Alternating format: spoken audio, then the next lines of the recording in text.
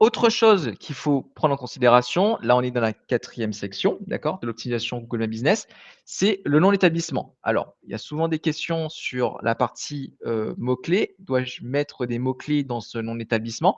Alors, il y a beaucoup de gens qui vont se dire que, est-ce que mettre des mots-clés, par exemple, dans un nom d'établissement, donc le nom de l'enseigne sur la fiche Google Business, a un impact sur le référencement local? La réponse est oui. Est-ce que pour autant vous devriez le faire?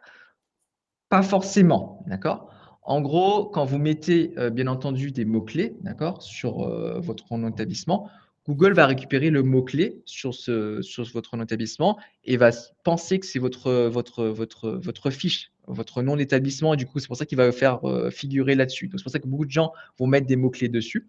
Par contre, il faut faire attention parce que c'est une pratique, on va dire, qui est peu recommandée, par, Google parce que derrière, si on voit que votre fiche est suroptimisée, c'est qu'il y a trop de mots-clés, d'accord?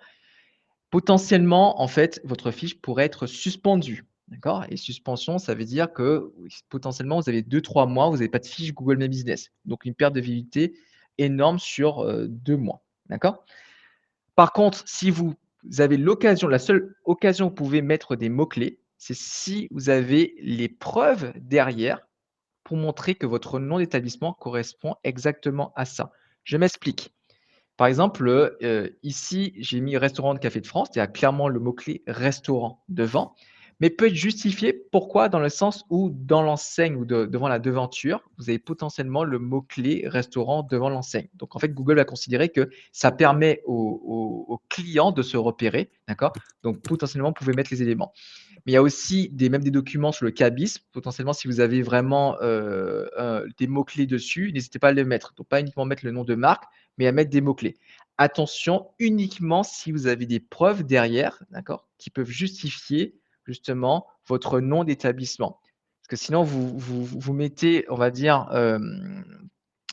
publiquement, on va dire, à des risques de suspension de fiches et créer une fiche, c'est compliqué. Alors suspension et la récupérer, c'est aussi, très, très compliqué, voire plus compliqué que création de fiches. Voilà, donc c'est pour ça qu'il faut vraiment faire attention, de pas suroptimiser ce nom d'établissement. Par contre, il doit être comme le nom d'établissement, enfin comme le numéro de téléphone, l'adresse et pardon et doit être pareil, similaire sur le site web, sur les annuaires, d'accord?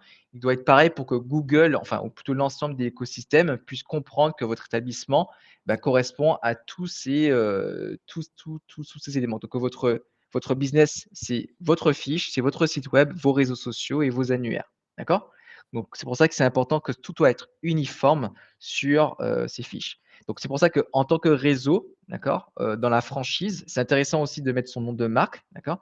Mais il faut aussi uniformiser, tout ce nom d'établissement, éviter les suspensions, commencer à repérer les fiches qui sont potentiellement, à risque sur les suspensions.